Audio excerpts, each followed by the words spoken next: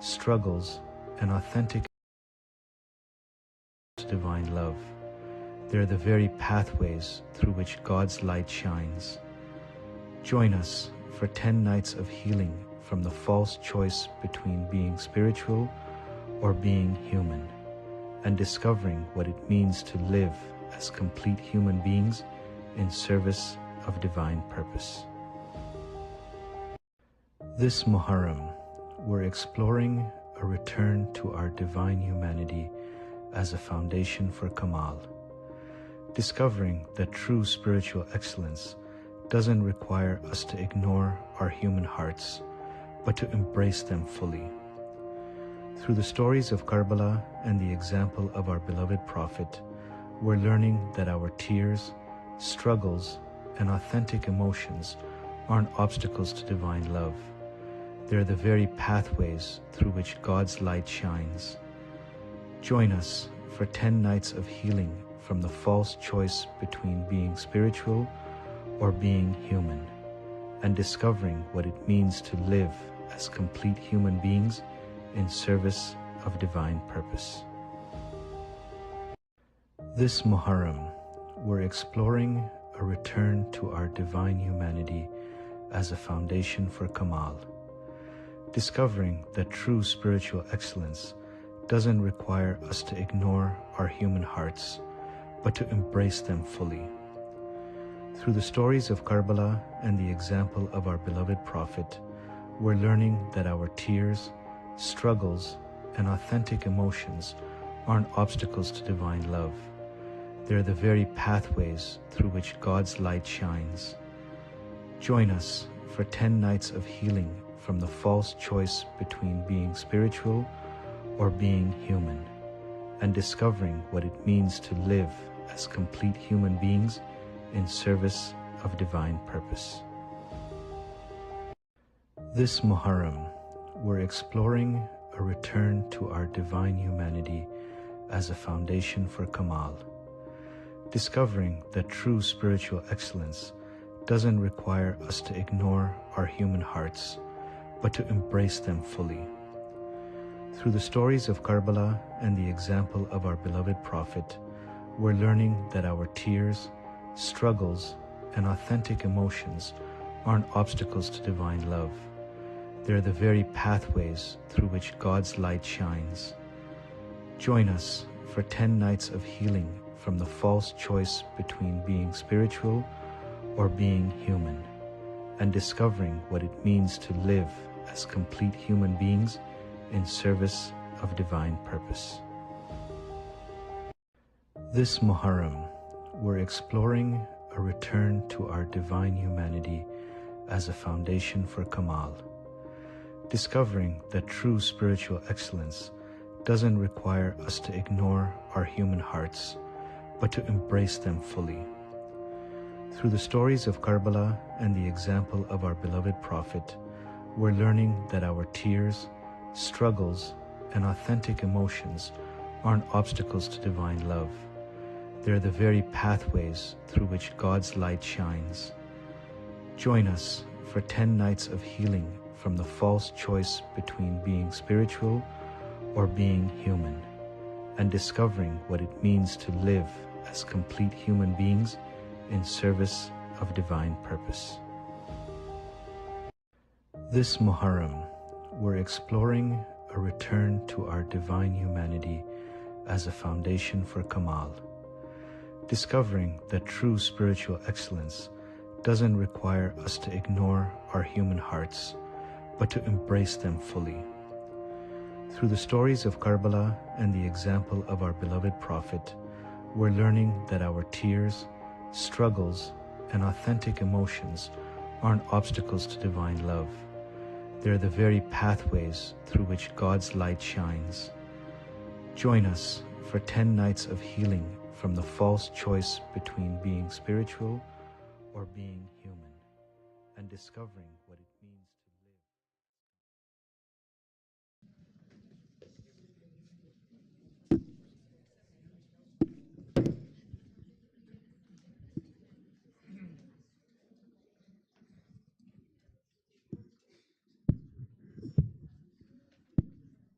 Bismillahirrahmanirrahim.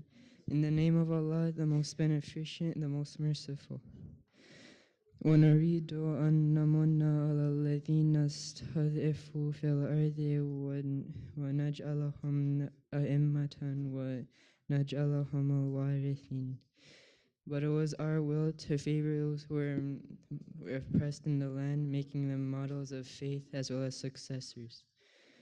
ونمكن لهم في الأرض ونري فرعون وهامان وجنودهما كانوا يظهرون.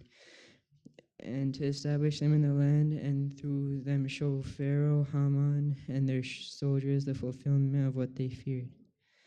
وأوحينا إلى أم موسى أن أرضعيه فإذا جفت عليها فألقيه في اليم ولا تخافي ولا تحزني إنا رادوه إليك وجاعلوه من المرسلين. We inspired the mother of Moses, nurse him, but when you fear of him, put him into the river, and do not fear or grieve. We will certainly return him to you and make him one of the messengers. فَالْتَقَطَهُ آلُ فِرْعَوْنَ لِيَكُونَ لَهُمْ عَدُوًّا وَحَزَنًا إِنَّ فِرْعَوْنَ وَهَامَانَ وَجُنُودَهُمَا كَانُوا خَاطِئِينَ. And so it happened that Pharaoh's people picked him up only to become their enemy and source of grief. Surely Pharaoh, Haman, and their soldiers were sinful. وقالت امرأة فرعون قرة عين لي ولك لا تحملوه عسى أن ينفعنا أو نتخذه ولدا وهم لا يشعرون.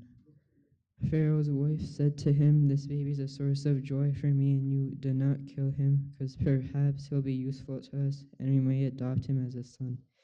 They were unaware of what was to come.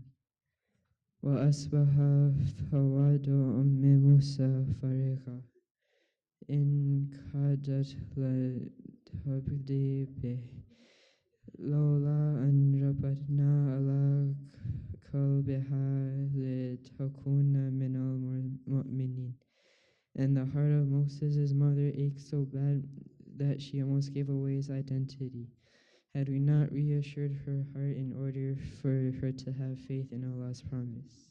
Salawat. Jazakallah, Brother Case. Can I have a loud salawat, please?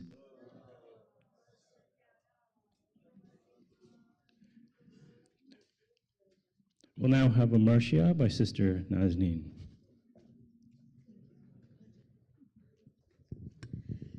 Basakai Sakina. A return to our divine humanity as a foundation for Kamal. Discovering that true spiritual excellence doesn't require us to ignore our human hearts, but to embrace them fully. Through the stories of Karbala and the example of our beloved Prophet, we're learning that our tears, struggles, and authentic emotions aren't obstacles to divine love. They're the very pathways through which God's light shines. Join us for 10 nights of healing from the false choice between being spiritual or being human, and discovering what it means to live as complete human beings in service of divine purpose. This Muharram, we're exploring a return to our divine humanity as a foundation for Kamal. Discovering that true spiritual excellence doesn't require us to ignore our human hearts, but to embrace them fully. Through the stories of Karbala and the example of our beloved Prophet, we're learning that our tears, struggles, and authentic emotions aren't obstacles to divine love. They're the very pathways through which God's light shines. Join us for 10 nights of healing from the false choice between being spiritual or being human, and discovering what it means to live as complete human beings in service of divine purpose. This Muharram, we're exploring a return to our divine humanity as a foundation for Kamal, discovering that true spiritual excellence doesn't require us to ignore our human hearts, but to embrace them fully. Through the stories of Karbala and the example of our beloved Prophet, we're learning that our tears, struggles, and authentic emotions aren't obstacles to divine love. They're the very pathways through which God's light shines. Join us for 10 nights of healing from the false choice between being spiritual or being human, and discovering what it means to live as complete human beings in service of divine purpose. This Muharram, we're exploring a return to our divine humanity as a foundation for Kamal, discovering that true spiritual excellence doesn't require us to ignore our human hearts, but to embrace them fully. Through the stories of Karbala and the example of our beloved Prophet, we're learning that our tears, struggles, and authentic emotions aren't obstacles to divine love. They're the very pathways through which God's light shines. Join us for 10 nights of healing from the false choice between being spiritual or being human, and discovering what it means to live as complete human beings in service of divine purpose.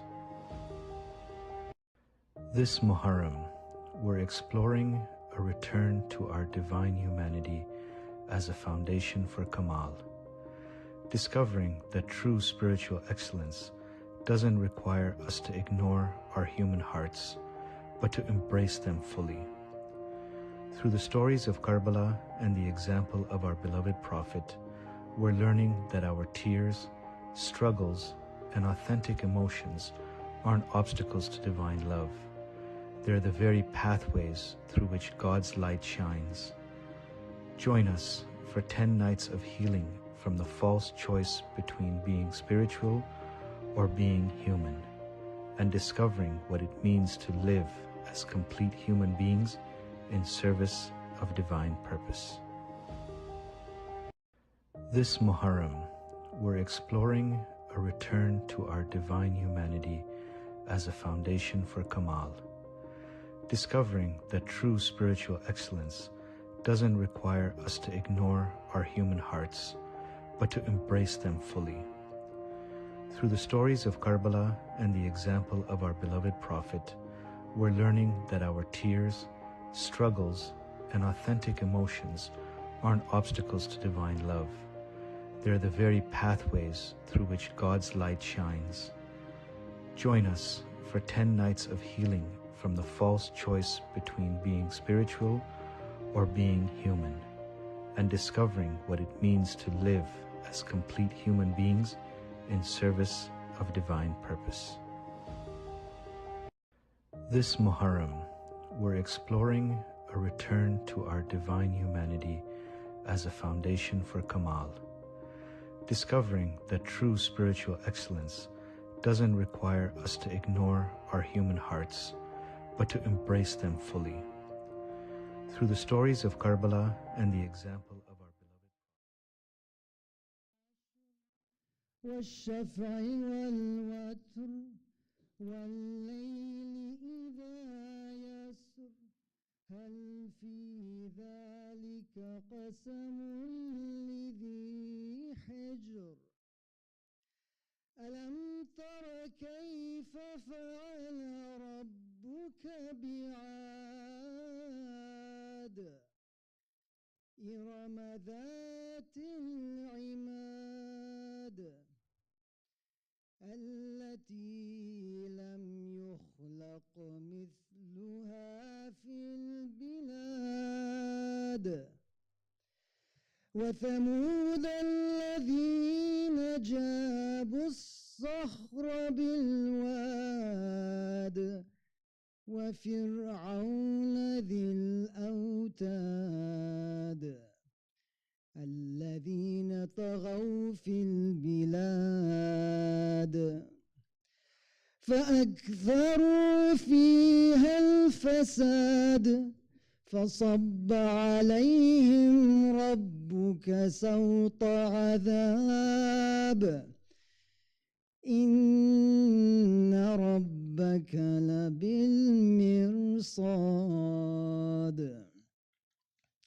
فأما الإنسان إذا ما ابتلاه ربه فأكرمه ونعمه ويقول ربي أكرمن وأما إذا ما ابتلاه فقدر عليه رزقه فيقول ربي أهانن كلا بل لا تكرمون اليتيم ولا تحاضون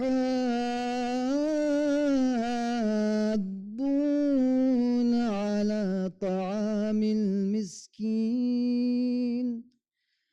وتأكلون التراث أكلا لما وتحبون المال حبا جما كلا إذا دكت الأرض دكا دكا وجاء ربك والملك صفا صفا وجيء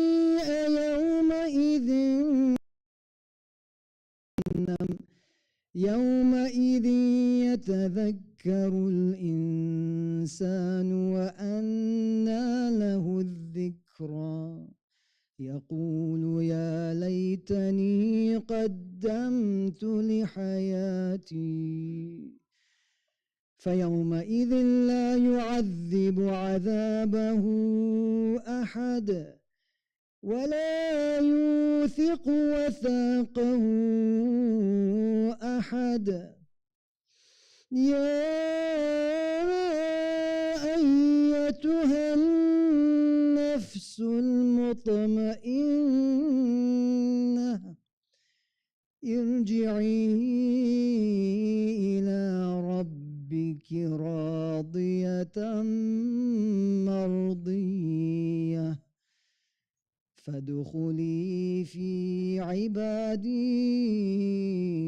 وادخلي جنتي صدق الله العلي العظيم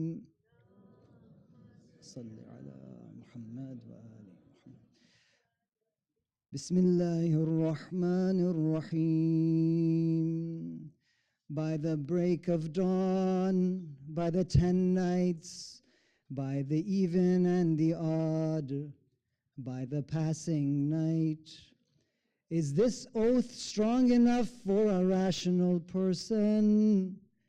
Have you considered how your Lord dealt with the people of Ad, of Iram, the city of lofty pillars, whose like has never been made in any land, and Thamud, who hewed into the rocks in the valley, and the mighty and powerful Pharaoh. All of them committed excesses in their lands and spread corruption there. Your Lord let a scourge of punishment loose on them. Your Lord is always watchful. The nature of man is that when his Lord tries him through honor and blessings, he says, my Lord has honored me. But when he tries him through restriction of provision, he says, my Lord has humiliated me. No, indeed, You do not honor orphans. You do not urge one another to feed the poor. You consume inheritance greedily, and you love wealth with a passion. No, indeed, when the earth is pounded to dust, pounded and pounded, when your Lord comes with the angels rank upon rank, when hell is that day brought near, on that day man will take heed. But what good will that day be? What good will that be to him then? He will say, would that I had provided for this life to come. On that day no one will punish as he punishes, and no one will bind as he binds. But you, soul at peace, return to your Lord well pleased and well pleasing. Go in among my servants and into my garden. صدق الله العلي العظيم.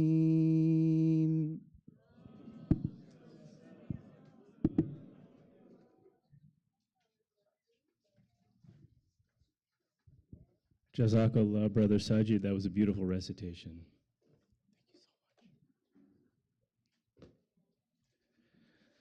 Assalamu alaikum, everybody. Once again, it is my pleasure to welcome you to our Oil Muharram series this year, sixth night. It's hard to believe that the time is going very fast.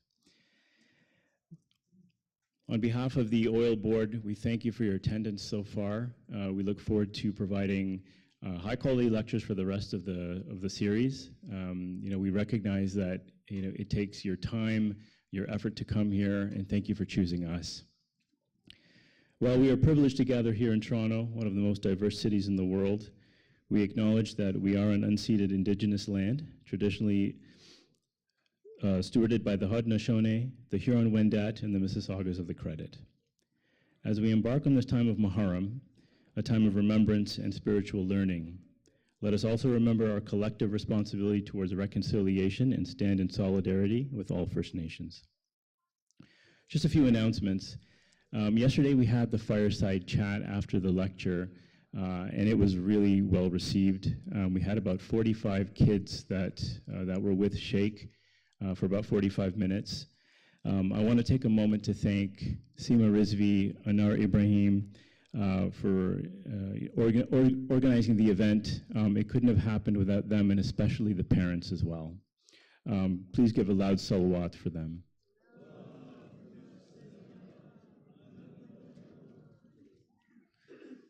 I also want to give a shout out to Ciara Rustam, who helped a lot with the marketing and some of the content development for the fireside chat. You might have seen some of her slides were on rotation.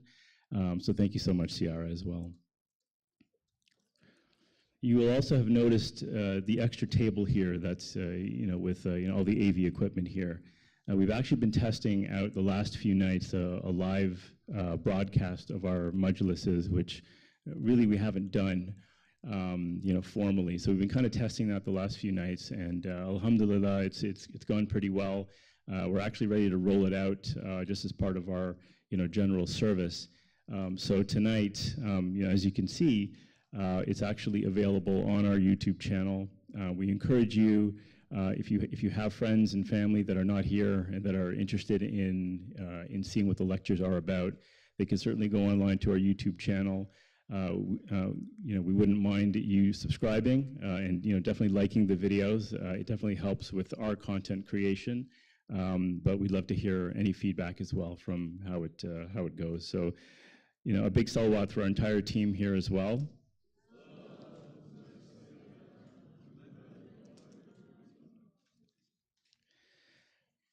As usual, after the lecture, we will have Noha and Ziyarat followed by Q&A. I'm going to sound like a broken record, but I don't care. Please, if you're not staying for Q&A, and you're finding your way outside, please do so very quietly. Exit quickly so we can get on with the Q&A. It's really important. We get a lot out of it. We'd love it if you stayed for Q&A. We think there's a lot of interesting nuggets of information that come out during that. But if you can't, then please exit quietly. If anyone is interested in volunteering or reciting Noha, please contact us at the email address here. We can always use your help. Tonight's Tabarruk is sponsored by Batul Kazilbash and Khalili. Please let's recite Surah Fatiha for all our marhumin.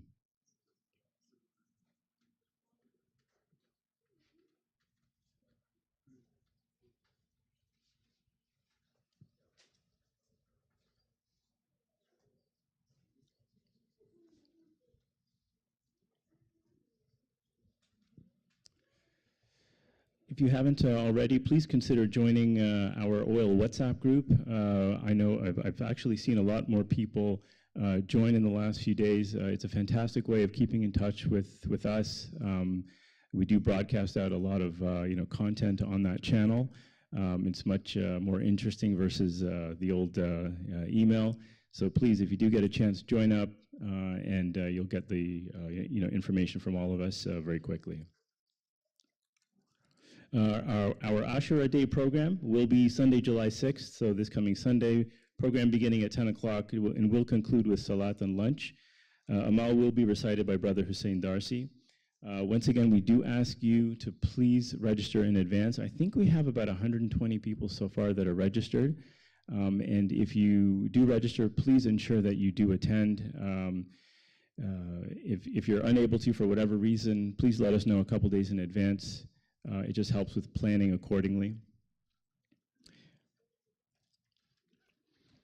And I'd also like you to please recite Dua Shifa for the names listed here. So that's Brother Mirza Alam, Dr. Abdulaziz Sajidina, Sister Zarina Hirani, and anyone that needs our prayers, please. Bismillah.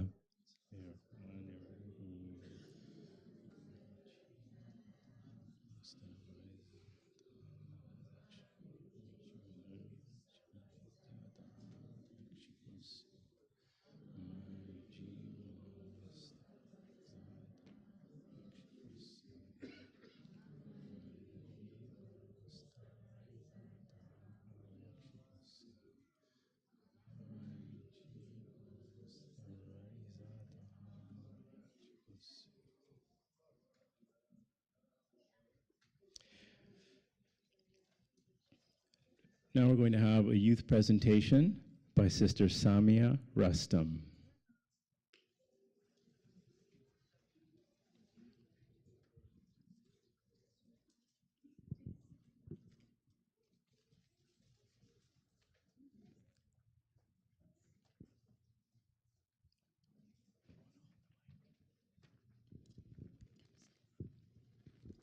Assalamu alaikum everyone. My name is Samia, and today I will be discussing Rabab, one of the most revered and tragic figures of Karbala. Her full name was Rabab bint Imral Qais al-Kalbiya. Her husband was Imam Hussein, the grandson of the Prophet Muhammad. Her children were Ali Asghar, the infant martyred at Karbala, and Sakina, the young daughter who died in Yazid's prison. Rabab accompanied Imam Hussein on his journey from Medina to Karbala. There she witnessed the tragic death of her infant son, Ali Asghar. When Imam Hussein raised him to the army to beg for water, a famous attributed verse is the following: "The one whom I weep for was the son of the Prophet, slain cruelly on the day of Ashura. I shall never forget Hussein, for the Spirit did not spare his infant either." Rabab is remembered as a true symbol of motherly sacrifice. We are fortunate every day to see how much our own mothers sacrifice for us. They give us their unconditional time, love, care, concern, and energy in every aspect of our daily lives. From the smallest to the most significant acts of kindness, our mothers take every effort to ensure our needs are met and that we're happy. Imagine how Rabab felt. Rabab must have felt to be unable to give her baby water. and how she must have suffered when he did not return. She is known for making the ultimate sacrifice in Karbala, giving up her young child for the sake of Islam. This was her legacy and lesson for all Muslims. Let us remember her story as we look at our mothers every day, and remember the exceptional woman that Rabab was, forever respected and adored for her courage and perseverance. Thank you. Salawat.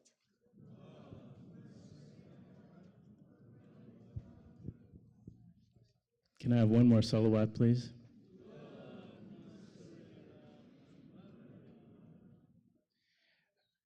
I just want to give a shout out to, Brother Abdulaziz. As part of the programming, one of the things was to have him work with the youth. Every day, there's a strong female figure from history. The content that these kids have put together for this couldn't have been done without his help. Thank you, Brother Abdulaziz, and to all the youth so far that have done their presentations. They're absolutely fantastic. God bless. One more salawat, please.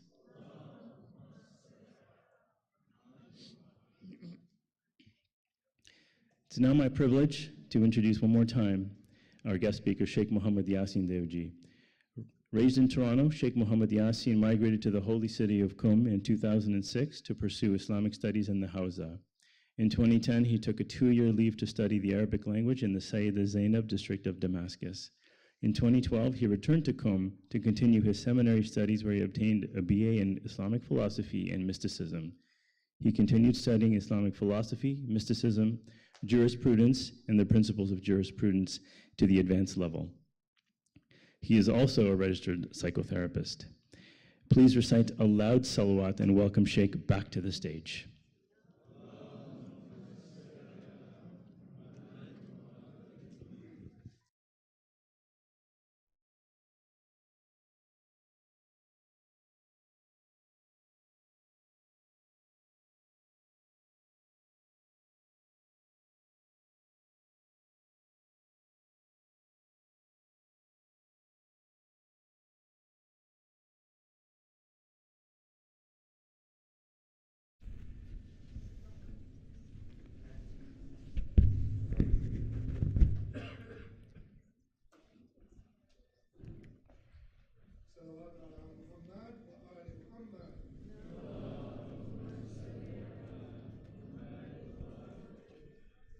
Can you all hear me in the back?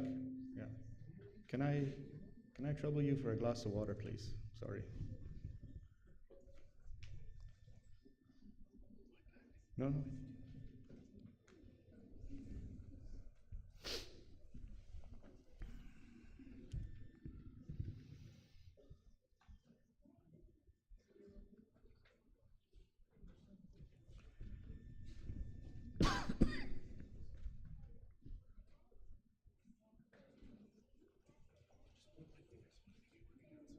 Yeah, go for it.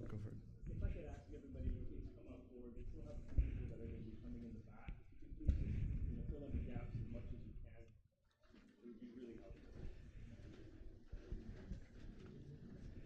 There's a lot of empty seats up here.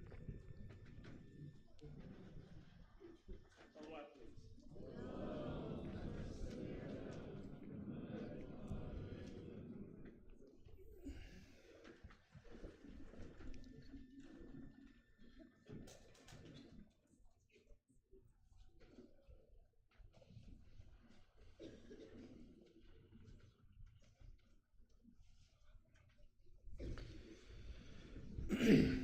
أعوذ بالله من الشيطان الرجيم بسم الله الرحمن الرحيم والصلاة والسلام على جميع الأنبياء والمرسلين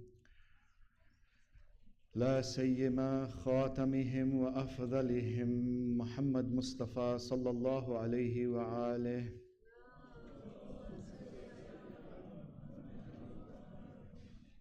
وعلى أهل بيت الطهارة لا سيما بقية الله في الأرضين الحجة ابن الحسن عجل الله تعالى فرجه الشريف. السلام عليك يا أبا عبد الله وعلى الأرواح التي هلت بفنائك عليك منا جميعا سلام الله أبدا ما بقيت وبقي الليل والنهار ولا جعله الله آخر العهد مني لزيارتكم السلام على الحسين وعلى علي بن الحسين وعلى أولاد الحسين وعلى أصحاب الحسين جميعا ورحمة الله وبركاته.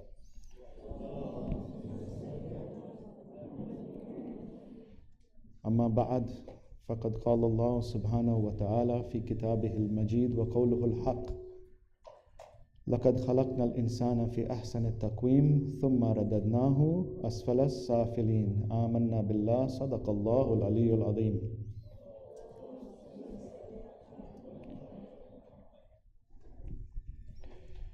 My elders, dearest brothers and sisters, Assalamu alaikum wa rahmatullahi wa barakatuh.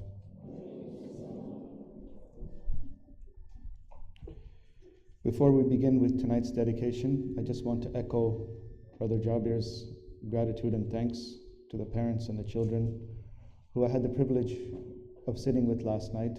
45 of them. So we really only had time to cover the questions that they asked, but it really was a privilege to sit with the youngsters of this community and to interact with them. And inshallah, may Allah grant us tawfiq to do right by our children, inshallah. Please recite a salawat.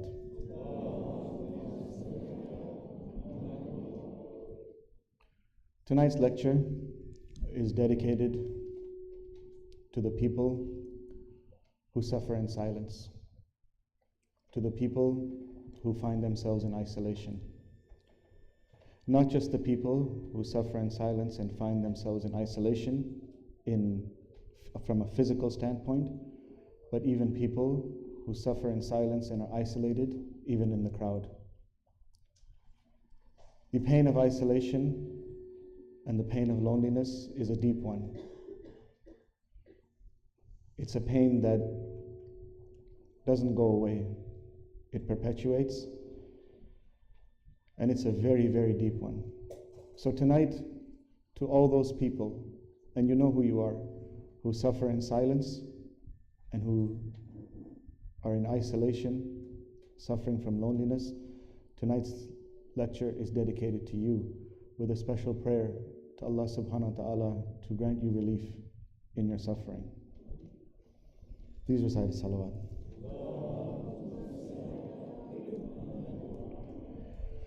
So I'd like you to join me and imagine in your mind's eye a few scenarios that I will present in front of you. Imagine a young man who wakes up in the morning, gets himself ready, goes to the train station, boards the train amongst hundreds of people, arrives into the city where there are millions, walks into an office building of thousands, works his shift, and repeats the process in reverse, finally returning to his empty apartment, on repeat, day after day, with no meaningful human interaction. Imagine a young lady who walks into one of our centers. She's fairly new, but not that new. She sees cliques of people sitting, waiting for the program to start. She finds a place to sit, but just as she's about to, the person sitting there gives her a scowl and places her handbag in the way to block her seat. Imagine a young man on his faith journey who looks different from the so-called religious ones. As he tries to sit with them, hoping to better himself, he is met with silence and actively ignored, whilst whispers rise about the stud in his ear and the tattoo on his hand. Imagine a man struggling with depression who forces himself to attend community gatherings, but when someone asks him how he's doing, the reflex action is to say, Alhamdulillah, I'm good. Because he's learned that honest answers make people uncomfortable. He goes home more isolated than when he arrived. Tonight, my dear brothers and sisters, we talk about Ukhuwwah. Ukhuwwah is defined as sisterhood and brotherhood. in Islam.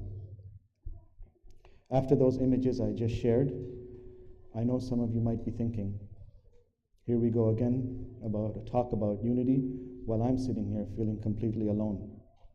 Maybe we've been hurt by people who called themselves brothers or sisters. Maybe they disappeared on us when we needed them. And maybe we've been in communities where everyone smiled but really didn't know our heart.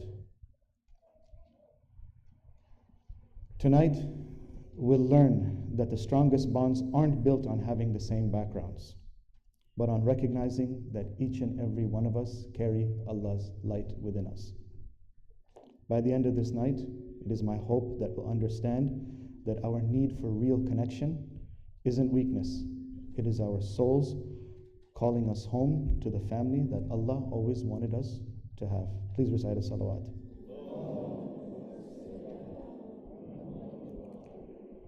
Allah subhanahu wa ta'ala in the Quran states, إِنَّمَا الْمُؤْمِنُونَ إِخْوَةٌ فَاصْلِحُوا بَيْنَ أَخَوَيْكُمْ. The faithful are indeed brothers and sisters. Therefore, make peace between your brothers and sisters. Ukhuwwah isn't friendship that only exists when life is real, life is good or easy. Real ukhuwwah says, I see Allah's light in you. And I'm going to help that light shine even when you can't see that light yourself. It is the family we choose based on shared values and love for Allah, not just limited to DNA, convenience, ethnicity, and so on. Ukhuwwah rooted in the fitrah. While ukhuwwah is not one of the seven virtues, our fitras and the very fact that Allah created us as social beings means that we have an innate need for connection, an innate need to feel like we belong somewhere, an innate feeling to have relationships, an innate feeling for depth in those relationships. If we look at ukhuwwah in light of the previous virtues that we discussed, it looks like this. Based on our fitrah, it is knowing that Allah helps us to see the light in each other, because the light exists within us. Light recognizes light. When we look at it through the lens of taqwa, it keeps us aware of Allah's presence, not only consciousness within ourselves, but also moves us to consciousness about the Allah in people around us, and that consciousness. When we look through sabr, it gives us the patience with each other's growth and struggle. Tawakkul frees us to love without needing guarantees. Adl and qist make sure that we treat each other with fairness and respect. When these qualities grow together in relationships, they create bonds that can survive any storm. Please recite a salawat.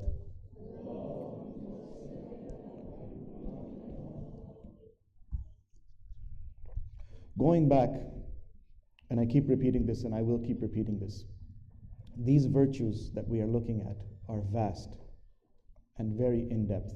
What we're doing is we're striving to introduce them and scratch the surface, and from a perspective, only from a perspective. So again, I'll repeat this to all of you, my dear brothers and sisters, because these things innately exist in all of us and are a part of our innate natures. I would encourage you, read about them, research about them, learn about them, sit and carry out experiential exercises, even if it is to sit with yourself and to try and feel these things inside of you and find their existence so that you may uncover them, nurture them, and grow and develop them. Please recite a salawat. So tonight, we look at ukhuwwah through the lens of emotional intelligence. And the most emotionally intelligent human being to ever walk this earth was Rasulullah sallallahu alaihi wasallam. So we look at emotional intelligence as prophetic character. Real ukhuwwah requires what we might call emotional intelligence, and these same qualities we see in the Prophet and the Ahlul Bayt. Emotional intelligence is a contemporary term from modern psychology, but emotional intelligence predates the labels of today and exists in the character of the Prophet. Emotional intelligence consists of, number one, emotional awareness, like the Prophet noticing when someone was sad and gently inquiring about them. Empathic listening, like Amir al-Mu'mineen listening to the people's concerns without rushing to give advice. Number 3, creating safety, like Lady Fatima making people feel welcome and valued in her presence. Number 4, managing our own reactions, like the Prophet remaining calm and loving even when others were reactful or harmful. These aren't just personality traits, they are spiritual practices that create the conditions where souls can recognize one another and begin to form sacred bonds. But before we move on, it's important to understand the factors that create false brotherhood and false sisterhood. There's a painful way of relating that has left many hearts hurting, performing connection without real substance. This happens when we smile while our world is falling apart. Spend time together but never share anything real of ourselves. Again, going back, making ourselves vulnerable. Or feel we must be positive all the time to be accepted. Why this hurts our souls? When we settle for surface level connection, something precious dies in our souls. Number 1, we become strangers to ourselves because we're always wearing masks. Number 2, we miss the healing that comes from truly being known and loved anyway for who we are. Number 3, we carry burdens alone when Allah designed us to help each other. And number 4, we become judgmental because we're not practicing that openness that creates compassion and fosters compassion.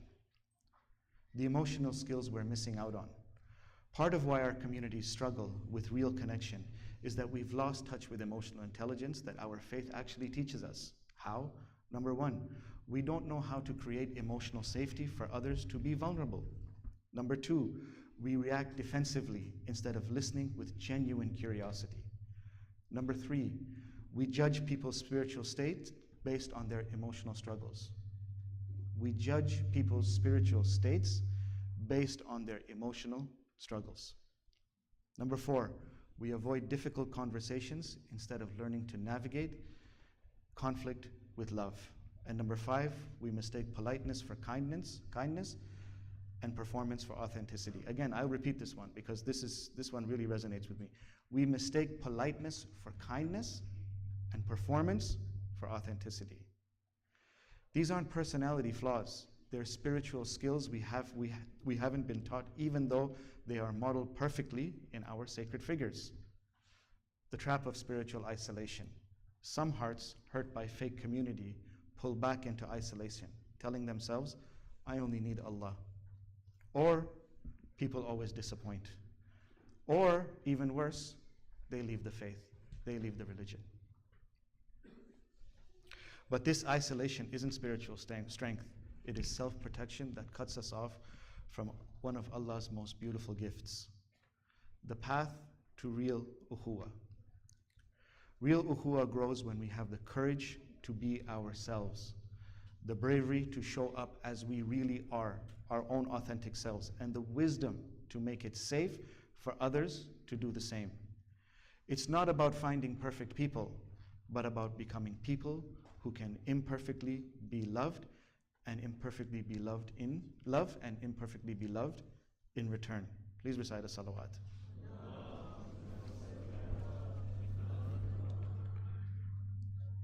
Our case study tonight is a story that growing up I heard many times and through many different lenses. But looking at this story through the lens of emotional intelligence opened up avenues and areas of opportunities and thought for myself that have touched me deeply. The story goes like this. It is a story of Amir al-Mu'mineen. It begins with a simple street encounter. During his time as the Caliph in Kufa, Amir al-Mu'mineen was walking in the street when he came across a woman struggling to carry a heavy water skin. Her face was etched with hardship as she strained under the weight. Now watch what happens next, because this shows us the very beginning of how Ukhuwwah is born. The Imam's first response wasn't to think about his important business and getting on with it and doing what he had to do. his status as a leader, or whether it was other responsibilities. His first response was simply human recognition. One soul seeing another soul's burden. What does he do? He moves to the emotional intelligence of immediate care. Without hesitation, the Imam approached her and offered her assistance, taking the heavy load on his own shoulders and walking with her to her home. This wasn't just politeness, this was emotional intelligence in action. He could read her emotional state, recognize her need, and respond immediately with practical care. But here's where emotional intelligence evolves into something even more beautiful. He didn't just help her and leave. Intrigued by her circumstance, he gently inquired about her situation. He created space for her to share her story if she so chose. The woman, unaware of who had come to her aid, began to share her grievances. And here's where the story should make every one of us who struggles with taking criticism personally lean in very close. She spoke of her husband who had been killed in one of the battles under the command of the Caliph Ali. Her words were filled with abandonment and bitterness. And she explained how she was left alone in her plight to raise her children and run her household. Imagine the emotional complexity of this moment. The Imam was hearing direct criticism of his own leadership, blame for his own decisions, and that cost this woman everything she had that was dear to her. How do you think most of us would respond in that situation? Upon hearing her story, a deep sadness washed over the face of Amir al-Mu'mineen. The weight of her suffering seemed heavier than the water skin that he had just carried. His face, known for noble composure, turned red, not with anger at her criticism, but with sorrow and a sense of responsibility for her pain. This is emotional intelligence at its highest level. He felt the full impact of her words without becoming defensive, without explaining or justifying his decisions, without making her pain about himself. He absorbed her criticism with the maturity of someone who cares more about her healing than making it about himself. Please recite a salawat.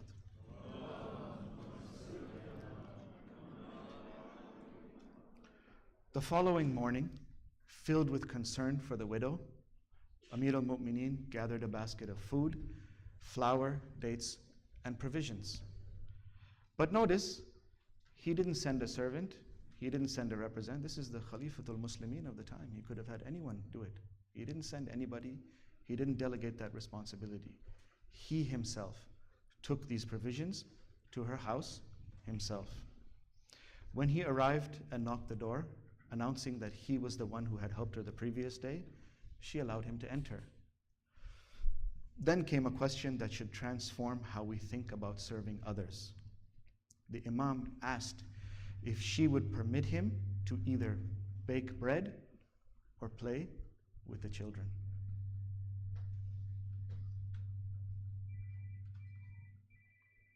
The woman replied that she was more skilled at baking and that he should look after the children. And here's the image that should heal every heart that wonders what real Ukhuwwah looks like. The commander of the faithful, Amir al-Mu'mineen, Imam al-Muttaqeen, the leader of the vast Islamic empire, knelt on the floor and began to play with the young orphans. He would place pieces of food in their mouths and make sounds of a camel so as to make them laugh, bringing them rare moments of joy in the difficult lives that they had. Please recite salawat.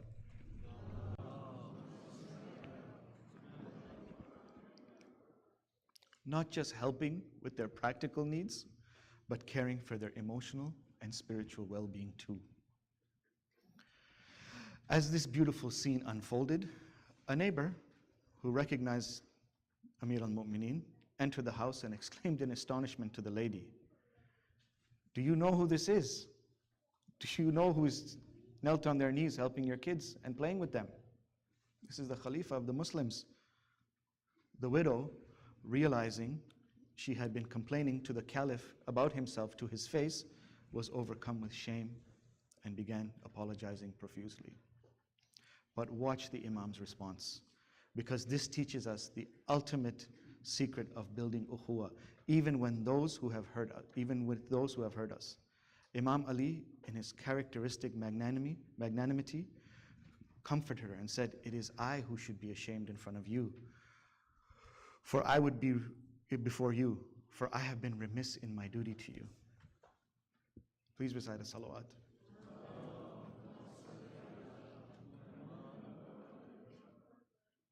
What does this sacred encounter teach us about ukhuwah? Number one, ukhuwah begins with seeing. The Imam's first act wasn't grand or dramatic. He simply noticed someone struggling, and he responded. Real brotherhood and sisterhood start when we train ourselves to see beyond ourselves and our own concerns and see the struggles of our brothers and sisters, and when someone needs care. Number two, practical care creates emotional safety. By helping with the water skin, without being asked, the Imam created the emotional safety that allowed her to share her real pain. Sometimes the best way to help people open their hearts is to first help them with their practical burdens. Number three, true emotional intelligence absorbs criticism with love. When she criticized his leadership, he didn't defend himself or minimize her pain. He could have easily said that I am the Caliph of the Muslimin. I had a responsibility to do what I do. Your husband was a martyr. God bless him. Wassalamu alaikum. He didn't do that. He sat and did active listening to her. He gave her the space to express her emotions, to share her pain, a safe space to do it. He felt the full weight of her suffering, and he took responsibility. This is how we build trust with people who are hurt. We make space for their pain without making it about ourselves. Number four, sacred bonds are built through consistent care. He didn't just help once and disappear. He came back the next day with food and then stayed to serve. Ukhuwah isn't built on solitary grand gestures, but on consistent, caring presence in people's lives. You show up for people consistently. It's easy to make a grand gesture and show up, but it's much more difficult to tone down the grandiose gestures and be there consistently on a day-by-day basis. And it's not hard. It's not hard. Sometimes all it takes is a phone call, sometimes a message, sometimes it's just sitting down with someone, putting your hand on their shoulder and saying, I'm here for you. Whatever you need, I'm here for you. Number five, real leadership serves the joy of others. The most powerful man in the empire got down on the floor to make orphan children laugh. This shows us that in sacred relationships, there's no task too small. He teaches us that true leadership is in servitude, is in service.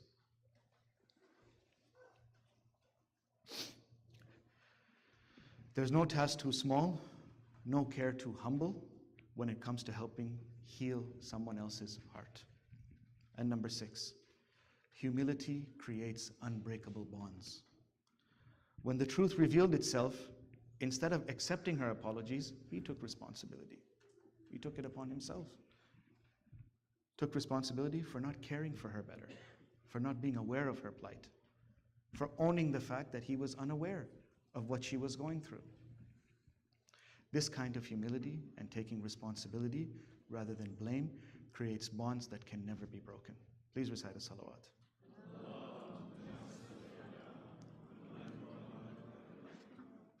So looking at the concept of ukhuwah and emotional intelligence, we can look at some practical steps in building ukhuwah in our communities and amongst each other.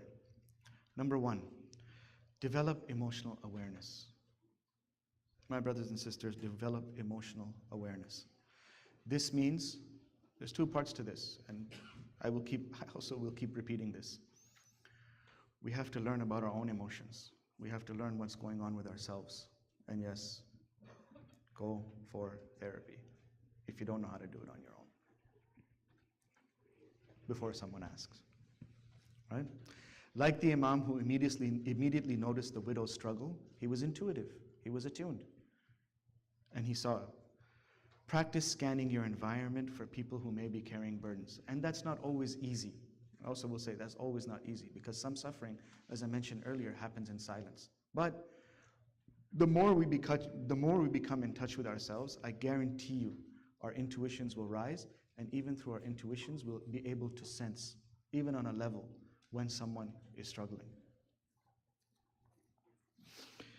Emotional, physical, spiritual, train ourselves beyond surface pleasantries to recognize when someone might need care. Number 2, respond with immediate practical care.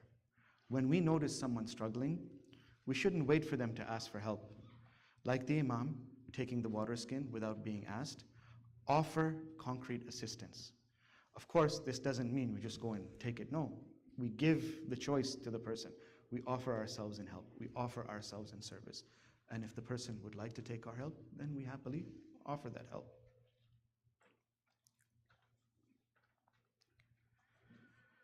And simple. Number 3, create space for real stories, even painful ones. Following the Imam's gentle inquiry about her situation, practice asking questions that invite authentic sharing. Meaning, allow your curiosity to flourish, but not by making statements, but by asking curious, genuine questions. How are you doing lately? What's been weighing on you? Are you okay? Then listen.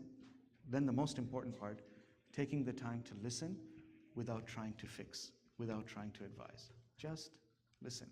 Sometimes a person just wants someone to listen to them. They don't want a solution. I know for me, this was a very difficult skill to develop, and I used to believe it was a guy thing, but after attending my training, it's not limited to us fellows. Anytime we hear a problem, we go into fixing mode. So I really thought that was a guy thing, but I was very much validated when I went for my studies to find out that it's not limited to just us men, although it is very common amongst us men. Sometimes someone just wants someone to listen to. That's all. Number 4, practice emotional regulation under criticism. This is one of the most difficult things to do. And it's the hardest one from the Imam's example, but look at the example of the Imam. Look at the example of the Imam.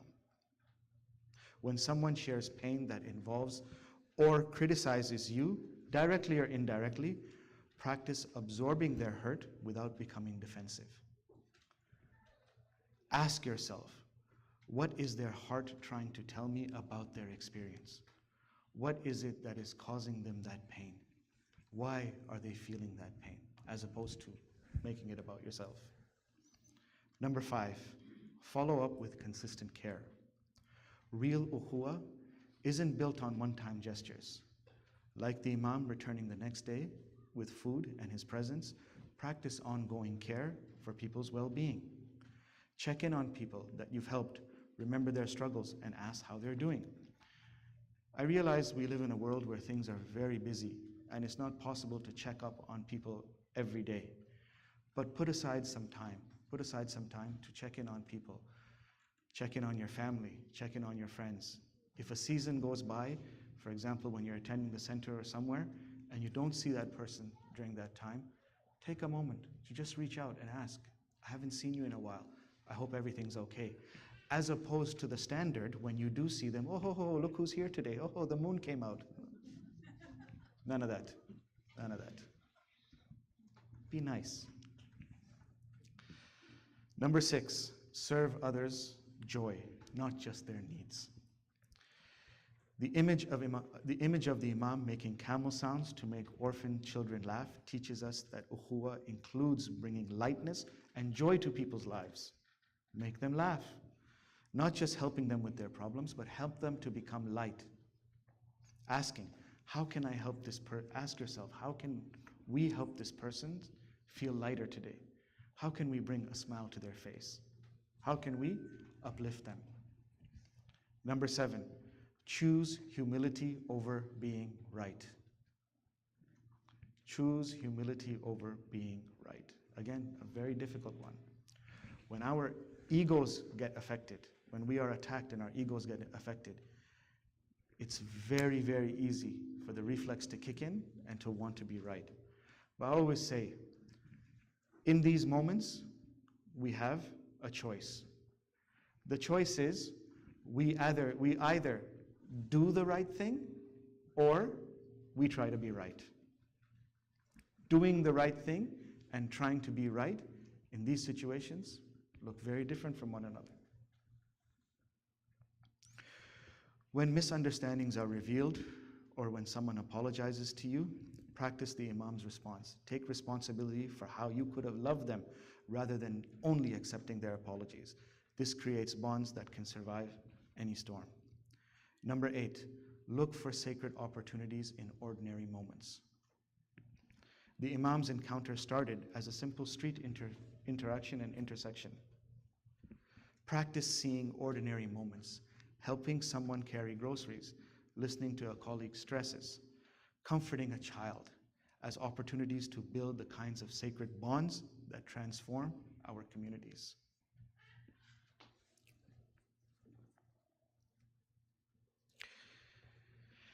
As we look ahead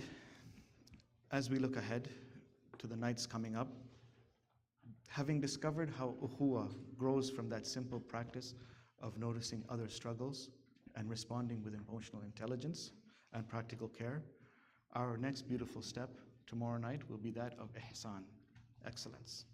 The excellence that flows from living with beautiful consciousness of Allah's presence. When we've learned to see Allah's light in each other, and serve it with the skill and care that Imam Ali has shown us, we naturally want to offer our best selves in front of Allah and humanity.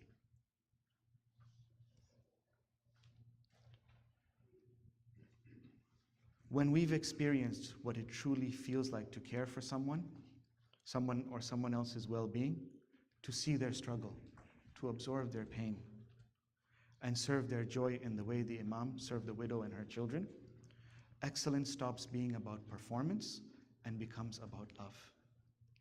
We want to pray beautifully, not to impress anybody, but because our hearts are full of gratitude for the privilege of caring for Allah's creation. I repeat that. We exercise and take advantage of the privilege of caring for Allah's creation. Please recite salawat.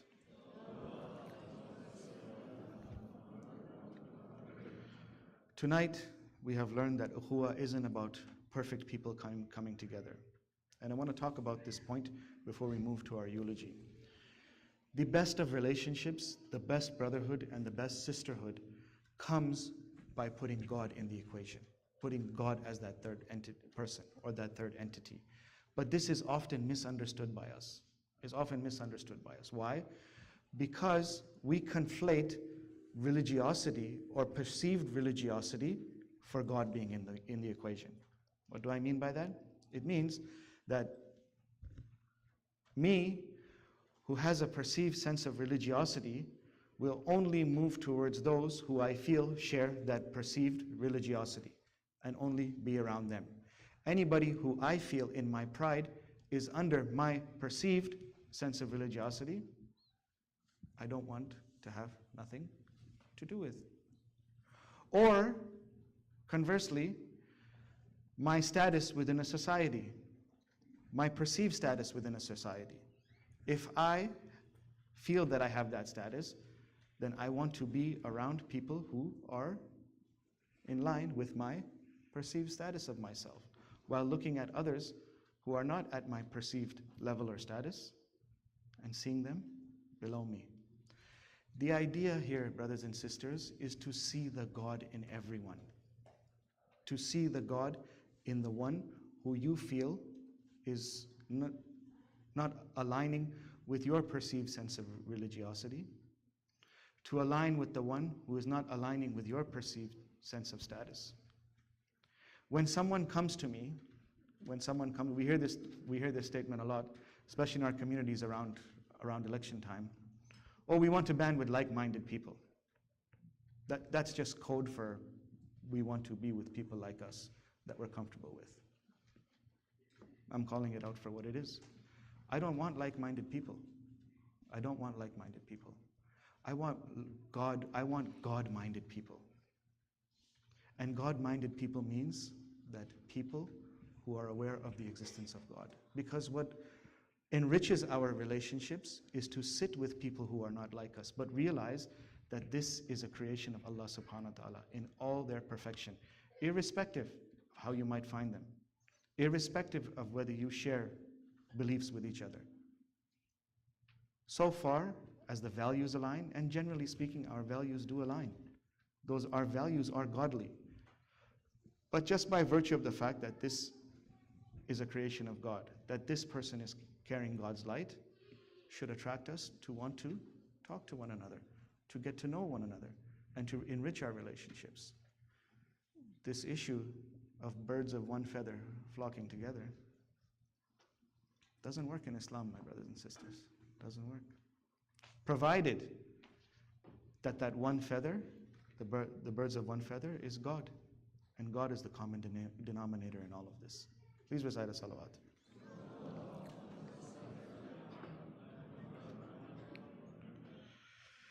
We witnessed how Imam Ali transformed a simple street encounter into a sacred bond by noticing a widow's burden, absorbing her criticism with compassion, and serving her family with humility. We now turn to Karbala, where we look at real brotherhood in practicality. These two brothers were related, they were brothers, but they carried that ukhuwwah, because we also know that just because we share DNA with each other, it doesn't mean that we hold that bond of godly ukhuwwah one another. How many families exist out there where brothers don't talk to each other, sisters don't talk to each other, siblings don't talk to each other, parents and children don't talk to each other, and the list goes on and on and on. But these two brothers were not just related by biology, but related by that spiritual, godly ukhuwwah. Tonight, we remember the two sons of Sayyidah Zainab Salamullah alayha, Aun and Muhammad. Please recite a salawat. Among the martyrs of Karbala were warriors whose names echoed like thunder, and some whose names whispered like a mother's lullaby. Two such names were Aun and Muhammad, the sons of Zainab bint Ali and Abdullah bin Jafar. Young in age, yet mighty in lineage and spirit, they carried in their veins the courage of their grandfather, Jafar bin Abi Talib, or Jafar at-Tayyar, and the legacy of their uncle, Imam al-Hussein alayhi salam. On the day of Ashura, after many companions had gone to the battlefield, Sayyidah Zainab approached her brother. "Oh, my brother, if women were permitted to fight, I would have taken the sword myself, but if not me, then take my sons." Imam al-Hussein looked into her eyes. This was no ordinary request. This was Zainab offering what no mother should ever have to offer her children. He hesitated, but Zainab pressed his hand over her heart. "I raised them for this day. Let them defend the son of Fatima." The boys stood ready. Their arms were small, but their resolve was vast. They approached the Imam, were kissed by the Imam, and rode out with fire into their hearts. The enemies mocked them. What can these children do? But when Aun and Muhammad charged, they cut through Yazid's army with astonishing skill, covering one another in battle, reciting war cries and verses until they fell, one after the other. One called for his brother while dying, while the other whispered, "Ya Amma, Ya Hussein," as he lay wounded. When word reached Sayyidah Zainab, she did not wail, she did not strike her face, she raised her hands to God and said, Rabbana taqabbal minna hadha al-Qurban. O Allah, accept from us this noble sacrifice. Ala la'natullahi ala al-qawm al-zalimin, inna lillahi wa inna ilayhi raji'un.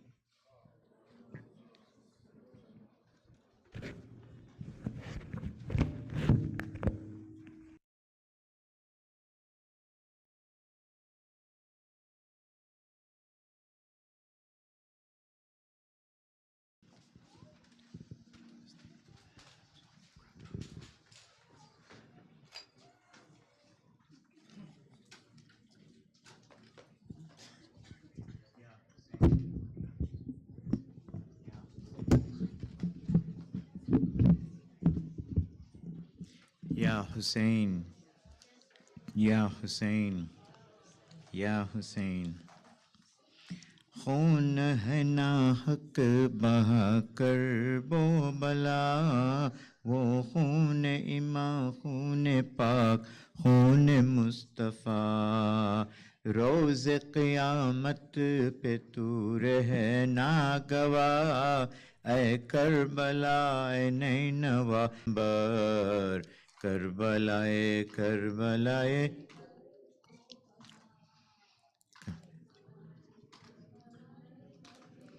بلا. نوجوان فرزند پہ آئے ہے حسینام، ہم شکل پیمبر میرے زخم نہ چھپا. گود میں پدر کے دم توڑ کر چلا، فرزند زہرا نے کہا شکر اے خدا. کربلا اے کربلا اے کربو بلا. وہ بلا تنہا رہ گیا تھا جب ابن مرتضیٰ، آواز دی حل من ناصر ینصرنا. صدا سننے والے موجود تھے مسلمان، صدا پہ عمل کیا بس ایک شیر خوار. لائے کربلا کربو بلا.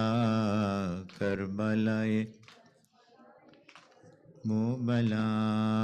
راج دلارا زہرا کا زخمی ہے اور پیاسا ہے. راج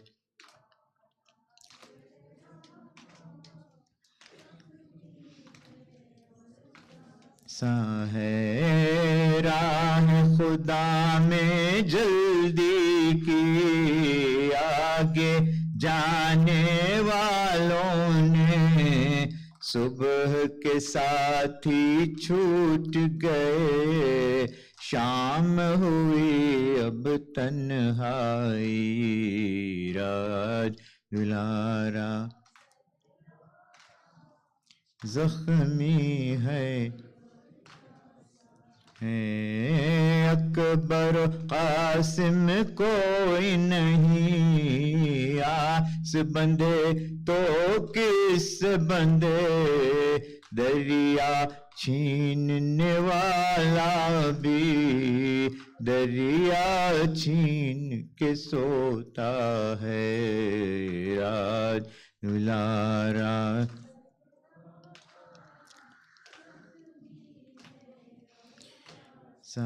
ہے. بجھ گئی شمع قبر نبی، دشت بلا کیا روشن ہے. بیچ میں خیمے جلتے ہیں، چاروں طرف اندھیارا ہے. راج دلارا زہرا کا ہے. موت یہ تیری کیسی تھی، مرنے والا تیرے لیے. مجلس بستی بستی ہے، ماتم صحرا صحرا ہے. راج دلارا زہرا کا زخمی ہے اور پیاسا ہے. الفاتحہ.